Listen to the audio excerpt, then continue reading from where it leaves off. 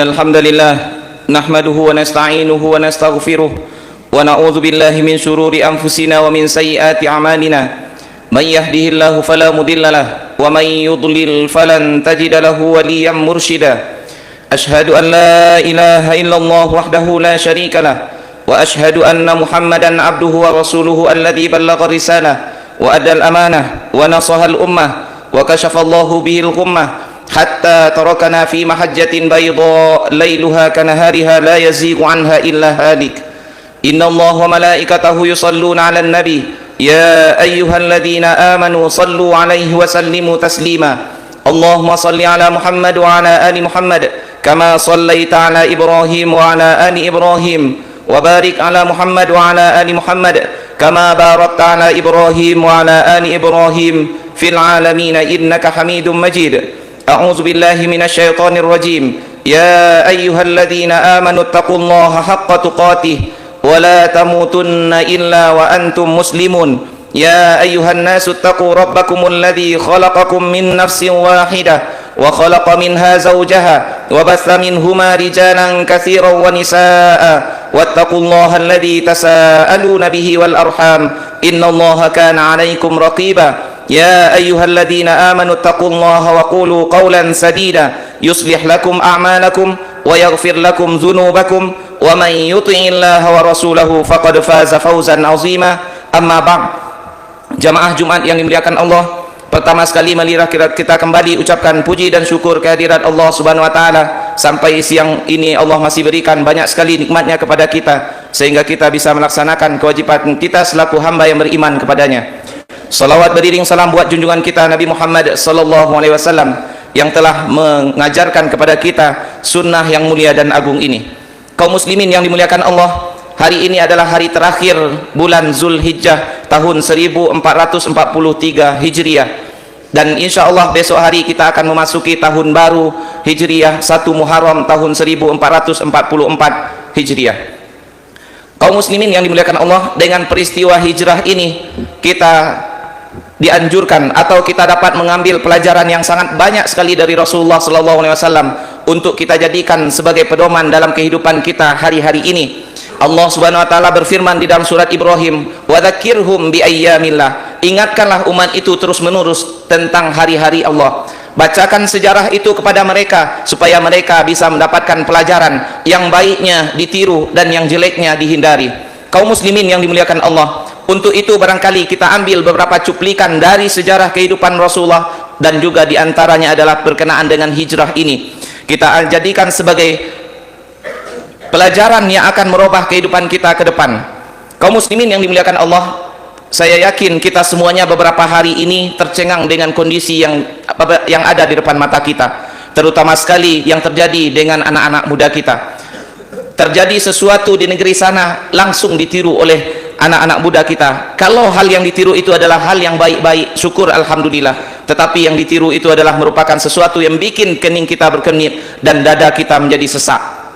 Kaum muslimin yang dimuliakan Allah, Rasulullah SAW ketika datang membawa wahyu, yang membela atau mendukung dakwahnya itu bukanlah orang-orang tua. Walaupun barangkali kita membayangkan pada hari ini Abu Bakar itu adalah orang yang jenggotnya sudah memutih, Abu Bakar, kemudian Umar bin Khattab begini, Utsman begitu.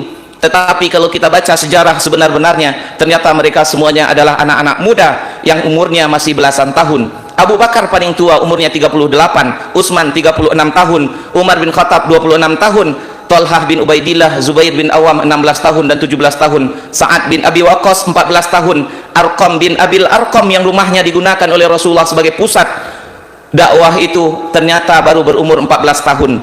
Kaum muslimin yang dimuliakan Allah, begini anak-anak muda ketika ditemui oleh Rasulullah SAW. Mereka bukanlah orang-orang tua, tetapi anak muda yang masih penuh dengan semangat dan kekuatan badan secara fisik dan juga batinnya. Kaum muslimin yang dimuliakan Allah, sebelumnya mereka adalah orang jahiliyah, penyembah berhala, mabuk, berzina, dan segala hal kejahatan mereka lakukan. Tetapi ketika Rasulullah datang, langsung mereka berubah. Kenapa bisa demikian? Apa yang mereka ajar, apa yang diajarkan oleh Rasulullah kepada mereka? Kaum muslimin yang dimuliakan Allah, sebagaimana kita ketahui, hal yang dilakukan oleh Rasulullah atau yang diajarkan kepada umat pertama sekali, bahkan 13 tahun pertama dakwah Rasulullah di Makkah adalah menanamkan tauhid di dalam hati mereka. La ilaha illallah, tiada Tuhan yang berhak untuk disembah, tiada Tuhan yang berhak kita memohon kepadanya selain Allah Subhanahu wa taala.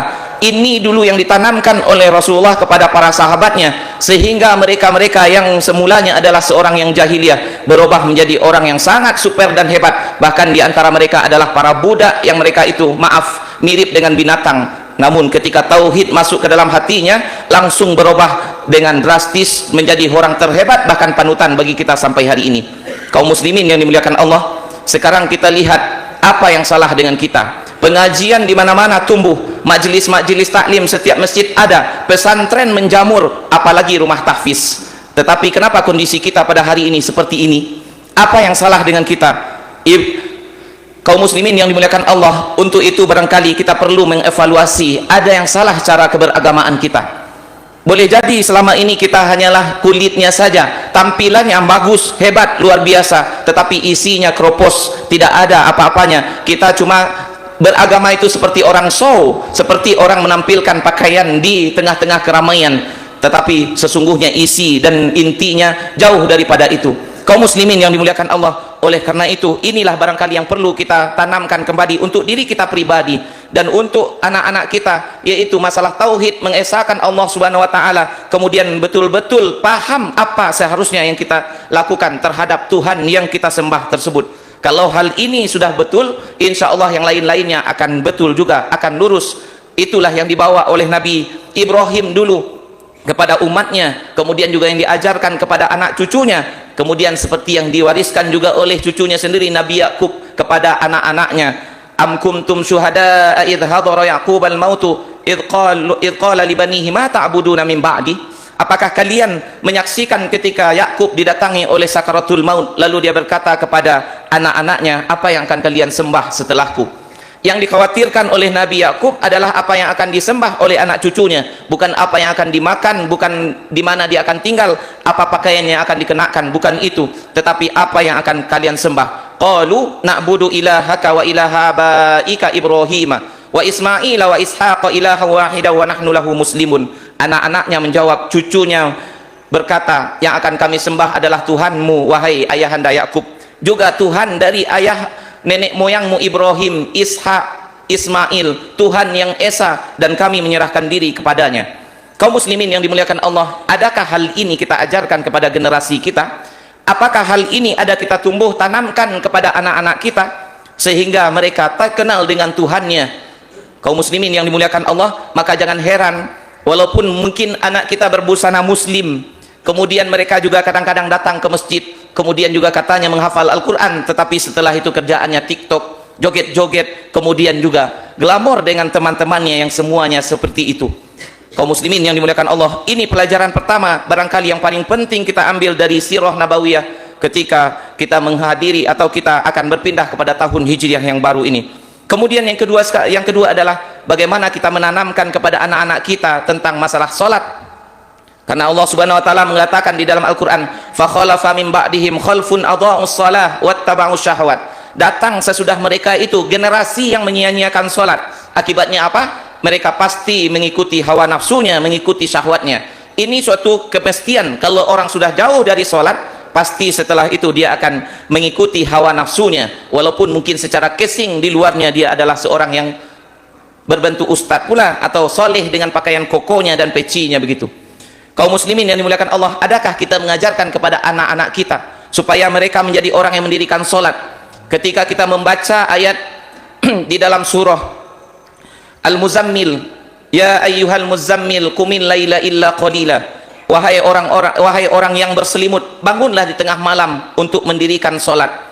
Dan seterusnya kita baca, inna rabbaka ya'lamu annaka taqumu adna min sulusayil lail. Di ayat ke-20 Allah mengatakan, sesungguhnya Tuhanmu mengetahui bahwasanya kamu bangun di tengah malam 2/3-nya, setengahnya atau sepertiganya. Kalau kita baca sababun nuzul ayat ini dan juga tafsirannya, Bilal bin Rabah mengatakan, kami dulu ketika dengan Rasulullah SAW sampai bengkak-bengkak kaki kami berdiri mengerjakan solat di tengah malam. Yang kita herankan itu di awal-awal Islam, ayat apa yang mereka baca, padahal ayat Al-Quran waktu itu masih sedikit. Jadi yang bengkak kakinya ketika melaksanakan sholat bukan Rasulullah saja, sahabat semuanya juga bengkak-bengkak kakinya. Kenapa? Karena butuh untuk menghadapi perjuangan ke depan, menegakkan agama ini, yaitu dikuatkan ruhiyahnya, dikuatkan jasmani dan ruhnya, dan caranya adalah dengan mendirikan sholat, banyak mendekatkan diri kepada Allah Subhanahu wa Ta'ala. Dan kaum muslimin yang dimuliakan Allah, ini pasti yang jauh daripada kita saat sekarang. Anak-anak kita mungkin, bahkan sering kita mendengarkan pengaduan dari orang-orang tua, mereka hafal Al-Quran tetapi susah untuk disuruh untuk sholat. Mereka menghafal Al-Quran tetapi bahkan tak sholat. Kaum muslimin yang dimuliakan Allah, kenapa bisa demikian? Karena semangat keberagamaan kita adalah semangat show. Kita melihat anak orang hafal Al-Quran, anak kita juga harus hafal Al-Quran, tetapi yang paling penting daripada itu dia sholat atau tidak kita perhatikan. Kaum muslimin yang dimuliakan Allah, seterusnya kita lihat bagaimana kaum muslimin di tengah-tengah Rasulullah, mereka bisa menjadi para pejuang yang menegakkan agama Allah. Kenapa? Karena anak-anak mudanya semuanya adalah orang-orang yang mandiri, tegak di atas kakinya, bukan bertopang atau menyandar kepada orang tuanya. Semuanya adalah orang-orang yang giat, sehingga kalau kita baca dari hadis-hadis Rasulullah, juga perkataan para sahabat, mereka tidak ada yang menjadi orang pemalas berpangku tangan menerima keajaiban dari langit. Semuanya adalah orang yang berusaha. Apa kata Umar bin Khattab? Harrik yadaka unzila alaika rizqa, gerakkan tanganmu baru Allah akan turunkan rezeki kepadamu. Kemudian Abdullah ibnu Mas'ud mengatakan, inni akrahu an ara ahadan minkum sabahlalan, aku benci melihat anak-anak muda yang tanpa ada pekerjaan atau pengangguran, bukan untuk melakukan manfaat untuk akhiratnya, juga tidak melakukan pekerjaan manfaat untuk dunianya, berpangku tangan saja. Kaum muslimin yang dimuliakan Allah, Rasulullah SAW suatu kali duduk-duduk dengan para sahabatnya. Tiba-tiba ketika itu lewat seorang anak muda gagah, ganteng, begitu kuat badannya. Apa kata para sahabat? Andaikan anak muda ini menjadikan kekuatan badannya demi memperjuangkan agama Allah, berperang di jalan Allah. Lalu apa kata Rasulullah? Andaikan anak muda ini keluar dari rumahnya untuk mencari biaya keluarganya, menafkahi anak dan istrinya, maka dia berada dalam jalan Allah. Kalau dia keluar dari rumahnya untuk mencari nafkah, membiayai orang tuanya yang sudah renta, berarti dia berada di jalan Allah. Kalau dia keluar dari rumahnya untuk mencari nafkah demi menjaga kehormatan dirinya agar tidak minta-minta kepada orang, maka dia berada di jalan Allah. Kalau dia keluar dari rumahnya untuk mencari kekayaan demi membangga-banggakan diri di hadapan orang, barulah dia berada di jalan setan. Bagaimana Rasulullah SAW mengajari dan mendorong kepada para pemuda supaya mereka menjadi orang-orang yang bergerak, tidak ada yang berpangku tangan. Dan kaum muslimin yang dimuliakan Allah, pada hari ini kita saksikan banyak anak-anak muda kita hidup dengan mewah, tetapi kemewahannya itu adalah warisan dari orang tuanya, dan ini adalah sesuatu yang bahaya sekali untuk masa depannya. Apakah orang tua itu akan kaya terus? Sementara Umar bin Khattab juga mengatakan, ikhshausinu fa innan ni'mata la tadum, ajari anakmu itu hidup dengan bersahaja, karena nikmat itu tidak akan terus menerus seperti itu. Sekarang kaya, besok boleh jadi berubah menjadi miskin. Kaum muslimin yang dimuliakan Allah, oleh karena itu maka kewajiban orang tua menanamkan di dalam diri anak-anaknya kemampuan untuk punya keterampilan yang banyak ada di tangan, juga ilmu yang ada di otaknya. Jangan sampai otaknya kosong, tangannya juga tak ada punya keterampilan. Orang seperti inilah yang akan menjadi beban masyarakat untuk masa yang akan datang. Kaum muslimin yang dimuliakan Allah, ketika Rasulullah hijrah di malam itu didampingi oleh Abu Bakar, Abu Bakar bawa seluruh hartanya, tidak ditinggalkan satu dirham pun untuk keluarganya besok pagi. Dan ini merupakan sesuatu yang aneh menurut kita. Di pagi harinya Abu Quhafah, ayahandanya Abu Bakar itu bertanya kepada cucunya Asma dan Aisyah yang waktu itu sudah menjadi istri Rasulullah, wahai Aisyah, wahai Asma, apa yang ditinggalkan oleh ayahmu untuk kita makan pagi ini? Kemudian Asma binti Abi Bakar mengambil sebuah mangkok, dia isi dengan kerikil. Setelah itu dia tutup kerikil itu dengan sapu tangan. Kenapa? Karena kakeknya sudah buta, tidak tahu apa yang dia pegang. Kemudian dia dekatkan tangan kakeknya di atas kerikil itu, dia katakan, inilah yang ditinggalkan ayahku untuk kita makan. Kalau sebanyak ini yang ditinggalkan oleh ayah kalian, amanlah kita. Padahal isinya adalah kerikil. Kaum muslimin yang dimuliakan Allah, apa ini sebenarnya? Apakah Abu Bakar itu orang yang pasrah saja begitu, hidup-hiduplah anakku, mati-matilah? Apakah demikian? Ternyata ketika kita pelajari sirah nabawiyah atau perbuatan atau kejadian yang sebenarnya pada saat itu, Abu Bakar radhiyallahu anhu merupakan sahabat Rasulullah yang paling kuat keimanannya, manusia nomor satu setelah Rasulullah, tak mungkin melakukan itu. tetapi dia melakukan sesuatu yang sangat mulia sekali yang harus kita jadikan pelajaran pada saat sekarang. Apa yang dia lakukan? Walaupun dia tidak tinggalkan untuk anaknya 1 dirham pun, untuk keluarganya 1 dirham pun, tetapi dia sudah bekali anaknya dengan ilmu dan keterampilan yang dibutuhkan zaman itu. Walaupun hartanya habis hari ini, nanti sore dia sudah bisa menjadi orang kaya lagi. Ibaratnya kita sekarang ada di antara keluarga kita yang menjadi dokter, dan begitu keadaannya. Istrinya Umar bin Abu Bakar itu, Ummu Ruman, adalah dokter terhebat pada zamannya. Kemudian juga anak-anaknya, kalau bahasa kita sekarang, ada yang hebat montir, ada yang bisa ini dan bisa itu. Walaupun dia tidak beruang pagi ini, nanti sore dia sudah bisa menjadi orang kaya lagi.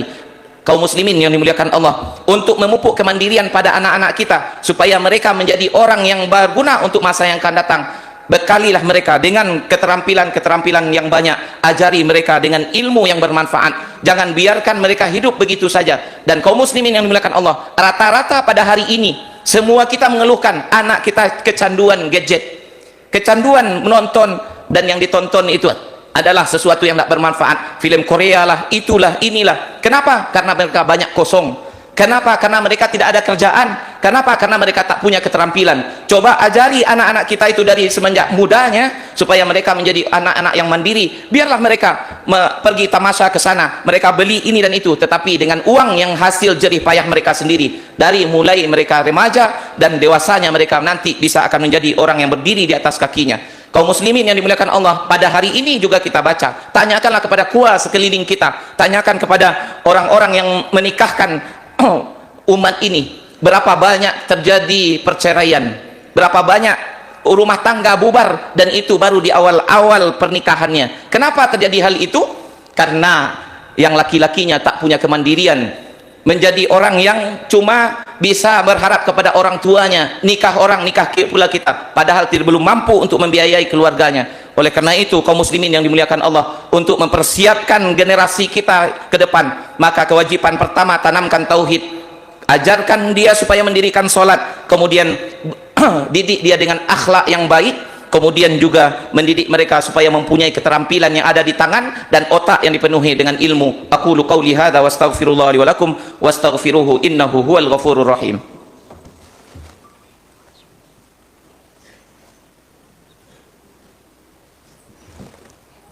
Alhamdulillahilladzi lam yazal 'aliyya wa lam yazal fi ulahu samiyya, qitratun min bahri judihi tamla'ul ardariya wa nazratun min aini ridahu tusairul kafira waliya. Al-jannatu liman ata'ahu walau kana 'abdan habasyiya wan naru liman asahu walau kana syarifan qurasyiya. Anzala 'ala 'abdihi wa mustafahu kitaban zakiyyan bahiyatil kal jannatu allati nurithu min ibadina man kana taqiyya. Ashhadu an la ilaha illallah wahdahu la syarikalah wa ashhadu anna Muhammadan 'abduhu wa rasuluhu la nabiyya ba'dah. Rasulullah SAW mengatakan, tidak ada seorang pun nabi melainkan dia pernah mengembalakan kambing. Kemudian Rasulullah ditanya oleh para sahabat, engkau juga ya Rasulullah? Aku juga dulu mengembalakan kambing untuk penduduk Makkah. Upahnya hanya bil qararid. Apa itu qararid? Yaitu upah yang hanya bisa membeli makanan untuk 1 hari itu. Tidak ada untuk menabung, dan juga tidak ada kalau tidak bekerja di hari besok, tidak akan ada yang akan dimakan. Rasulullah SAW dari semenjak kecilnya tak pernah menjadi beban bagi pamannya, bagi kakeknya, dan bagi orang sekitarnya. Dan ini adalah merupakan sesuatu yang sangat mulia, sehingga dia tidak ada hal yang patut untuk diletakkan di atas dirinya untuk dicela. Kaum muslimin yang dimuliakan Allah, lebih baik kita bekerja walaupun sederhana, tetapi itu bisa memenuhi kebutuhan hidup kita, daripada menadahkan tangan kepada orang lain walaupun yang diberi itu adalah banyak.